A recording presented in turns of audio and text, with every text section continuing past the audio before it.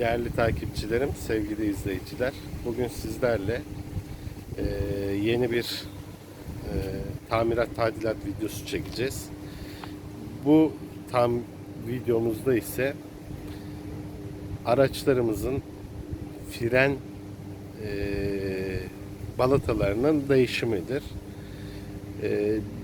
Fren balata değişim işlemine nasıl olduğunu detaylı bir şekilde bu videomuzda öğrenebileceksiniz. Ancak videomuza başlamadan önce sizlerden ricam lütfen videomuzun sağ alt köşesinde bulunan kırmızı araba resmine tıklayarak kanalımıza abone olmanız ve çan resmine tıklayıp videomuzun kanalımızın bildirimlerini açmanızdır.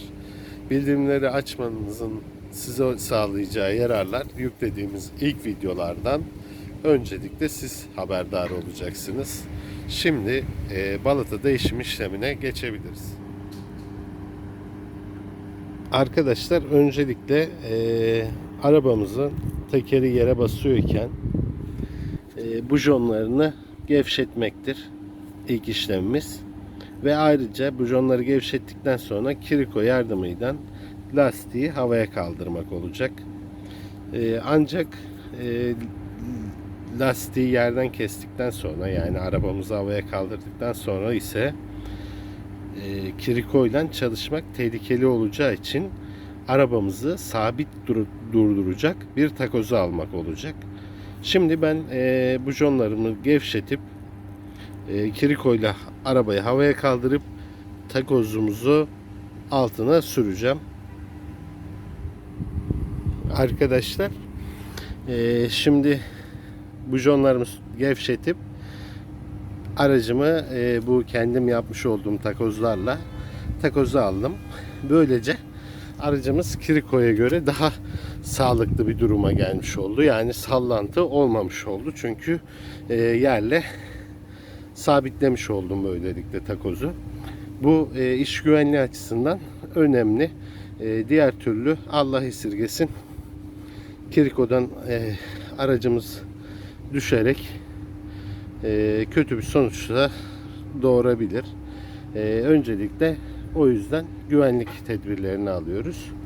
Şimdi kirikoyu çıkartıp aracımı takoza aldıktan sonra lastiğimi söküp işleme devam edeceğim.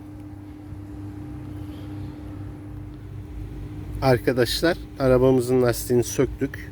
Şimdi fren diskini sökebilmemiz için öncelikle şuradaki fren kliperini, yani fren merkezini sökmemiz gerekiyor. Bunun için de önce buradaki, şuradaki vidaları sökeceğiz. Şimdi kliperi ve diski sökme işlemine geçiyorum. Arkadaşlar şu an fren kliperimizi söktük. Kliperimizi dışarıya aldık. Balatalarımızı da aldık. Fren kliperinin taşıyıcısı. Gördüğünüz üzere sonuçta 4 tane cıvata tutuyor.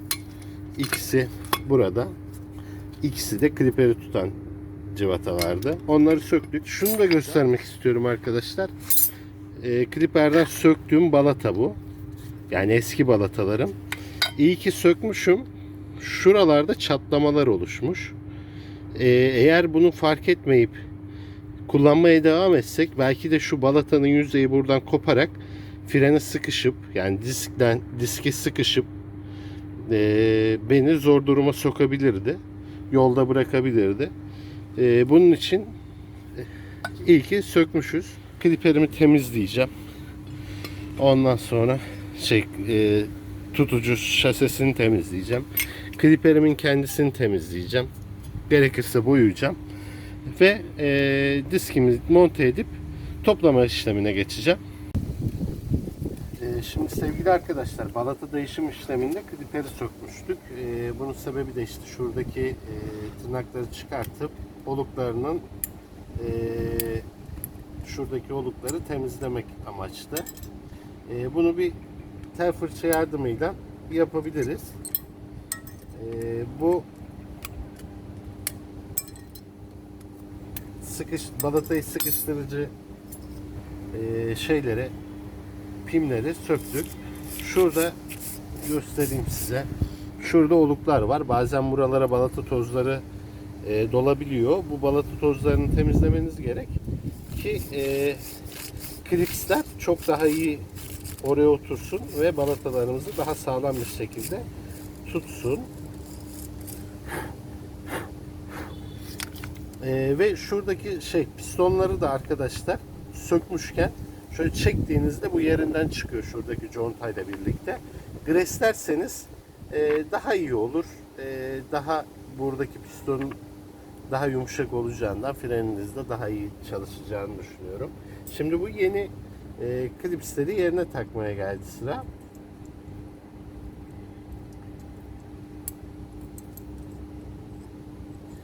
Takma işlemi basit arkadaşlar. Sadece üstten bastırıyorsunuz. Bu zaten yerine oturuyor.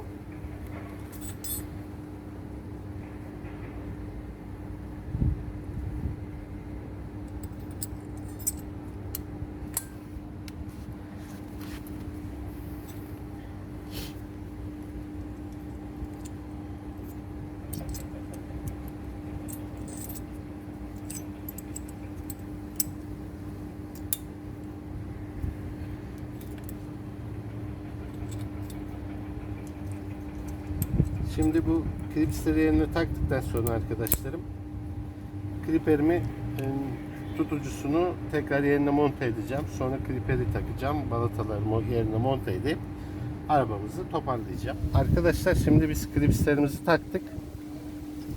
Kliperimizin tutucu ayağını yerine monte ediyoruz. Videonun başında da söylediğim gibi iki tane tutucu vidası vardı. Tekrardan onları yerine monte edeceğiz. Söktüğümüzde yaptığımız işlemin tam tersi şekilde devam etmiş olacağız.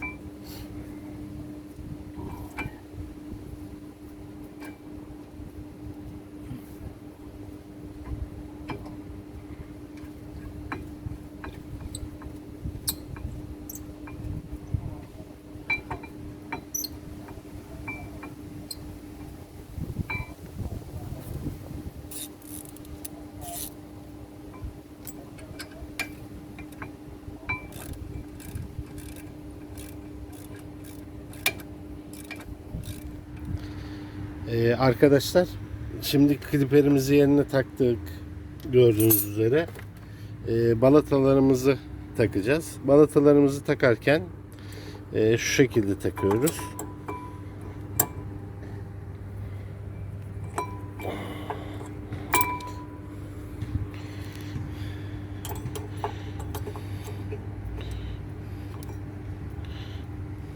Bu şekilde balatalarımızı takıyoruz. Birini taktık. Arka tarafı da yine aynı şekilde takacağız.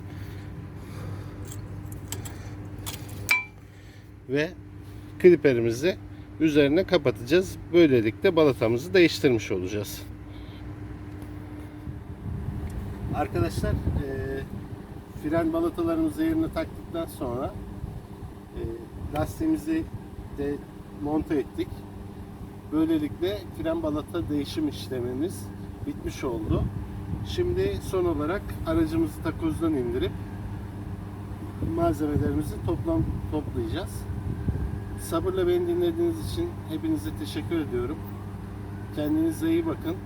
Bir sonraki tamirat tadilat videomuzda görüşmek üzere.